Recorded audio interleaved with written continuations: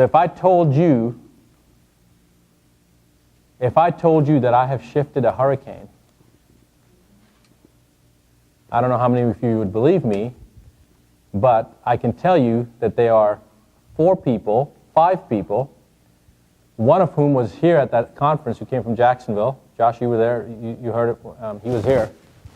Robert, that know for a fact that I shifted this hurricane. And the reason they know it is because there were 4 lives, possibly 5 lives at stake, mine being one of them, but mine wasn't the important one. It was the other 4 that were with me, and they were my 3 children and my wife. And I can survive in anything. I've been trained to survive in anything. I served with the 5th Special Forces Group for, I don't know if you guys know what that is, that's part of, commonly known as the Green Berets. I served with the 2nd Infantry Division, with the 101st Air Assault Division. I've been trained to survive in pretty much any kind of environment, but not with your family. Not with a 3-year-old and a 9-year-old and or actually 8-year-old at the time, and a 14-year-old and my wife. And I had no choice but to shift this thing, and I believed that I could. And it's a long story, but it's actually been well documented. And that hurricane, the day it was supposed to hit, it didn't hit. The flights kept on going. And I basically, it's too long of a story to go into, but I can tell you that when we got on that plane, which was almost 2 days after the hurricane was supposed to make landfall, it was downgraded to a tropical storm, Category 3, tropical storm. And as the plane took off, I turned to my wife and I said, this is going to be one of the worst storms in the history of the modern world. And she said, how is that possible? They just said it's down to a Category 3. And I said, I promise you this is going to be one of the worst storms ever. And the thing that I said, now it wasn't Katrina, it was actually Hurricane Dean. And when the plane took off, I thanked this energy, and it's all in video, so it'll come out one day, but I thanked this energy because this energy basically, when I started to try to connect onto it, it took me 2 days.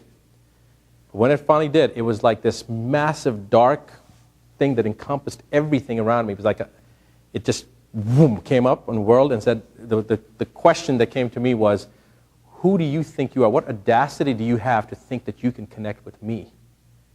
And my response was very simple. I am nothing. I am nobody. I'm humbly asking you that the energies of these 4 beings, well, actually I asked for 3, these 3 beings is not consistent with your energy. And I ask you to delay, to slow down till their energy field can leave. And that was the only thing. And I mean, my wife came up to me. I was doing my breathing exercises at the pool, everywhere. I was completely focused. She'd come up, rub my back, whatever, because she knew what I was doing. They were boarding up the place. They had evacuation, everything ready. We took off on the plane. Josh, just tell me when I need to stop. We took off on the plane. We landed in Charlotte. In less than 2 hours, they had closed down Cancun, and that storm, I got a call from my friend Robert, and he was panicked. He said, did you get, are you out of Mexico? And I said, yeah, we just landed. He said, my God, thank God, this is the first storm they're thinking is going to hit Category 6. The storm had gone up to over 180-mile-an-hour winds. And when we took off, the one thing I asked was, I said, I know that you have to not come, but I ask you to spare lives, do whatever you need to, but to spare lives. In the history of the United States, it is the most powerful storm to make landfall with the most amount of force. It had the lowest barometric pressure of any hurricane in the history of the United States since 1903. And had the most amount of destruction, but the least amount of lives lost. It actually, by the time it got into the United States, it made landfall if you got to stop it.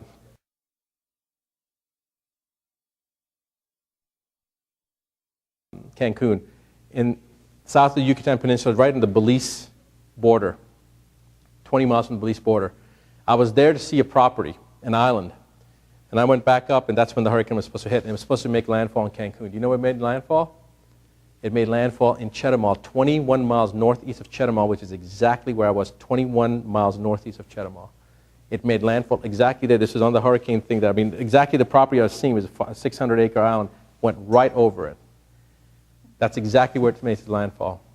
So I know what happened, and I've done experiments with doctors where we've gone out to try to move clouds. It's intention. It's what you believe. And